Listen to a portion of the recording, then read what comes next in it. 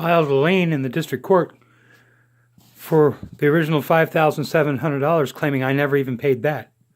So I had a judgment against my credit for $5,700, which ruined my credit.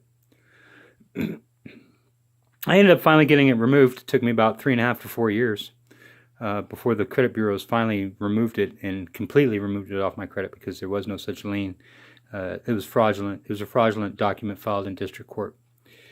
So this judge that was visiting went ahead and dismissed my case anyways, claiming sovereign immunity for the governor.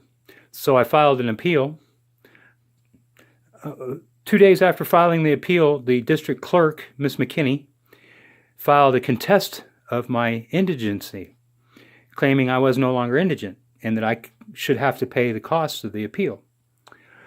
There was a hearing, and I was not given notice under Rule 21, another hearing where they said they notified me, but then it turned out when we had the hearing that they admitted that it was sent to a wrong address and I never did get service. But anyways, they had a hearing that was ex parte without me being there. Judge Littlejohn, another different district judge, nothing to do with my cases, had heard on her motion for the contest of my indigency and ruled that I was no longer indigent and that I was to pay all costs on the appeal. They sent me a letter stating that I was required to pay the costs on the appeal now. When I got the letter, I went down to the courthouse, found Judge Littlejohn in her chambers, and told her that I was not given notice. The order she entered was improper, and she needed to put a stay of execution on it. She refused and told me that if I needed to fix it, I had to go through presiding court. So I filed in presiding court again, went to presiding court, and the presiding judge scheduled it for another hearing.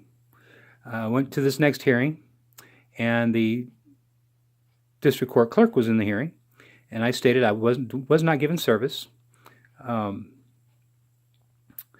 The contest of my indigency shouldn't be contested because I'm not indigent. I'm disabled. I have no earnings, and I collect food stamps, and I'm on Medicare. So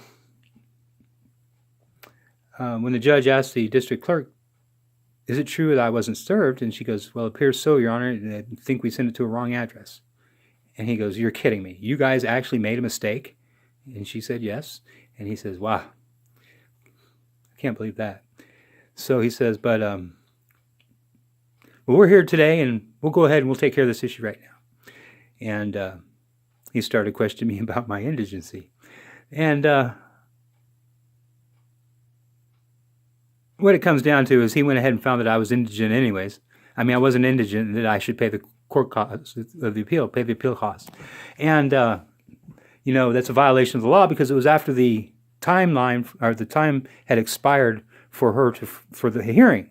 In other words, because it was a defect, it wasn't my defect, it was their defect, and it was after the 10 days for them to file for the indigency for the contestant. And here we are, 25 days later, and he's entering an order saying that I'm no longer indigent, which is after the 10-day statutory that they had to have the hearing. And so it was another violation of the law